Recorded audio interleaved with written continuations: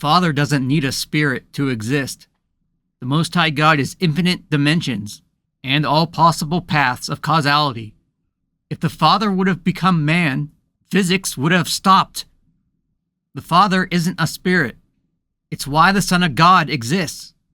Why create a son if God could have just done it himself?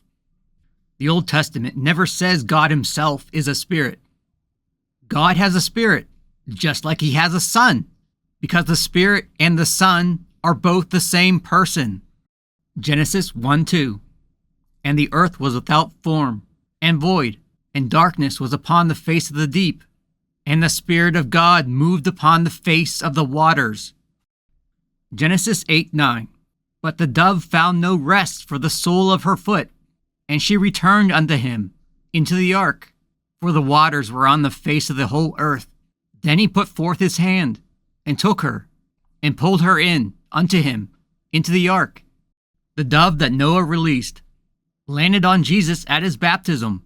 To say it another way, the Spirit of God is the Son of God and manifested Jesus at his baptism. The Spirit of God is the same thing as the Word, which is the mouth of God.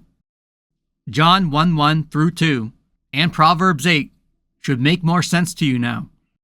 Everyone thinks John 4:24 starts off saying, God is a spirit, but it doesn't. Regardless, I asked an expert to point out the start of the verse here in an old manuscript. He pointed this out. It hits me weird that this document put the start of a sentence at the end of the line, when they could have easily started a new line. Even if this is completely coincidental, something is off here. The early Greek manuscripts didn't have punctuation, and as you can see, didn't even have spacing between their words.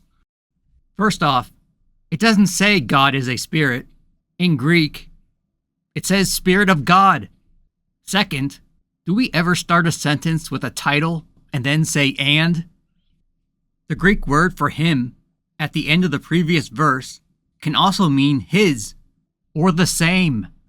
It makes a whole lot of sense for the two verses to actually say this. John 4:23-24.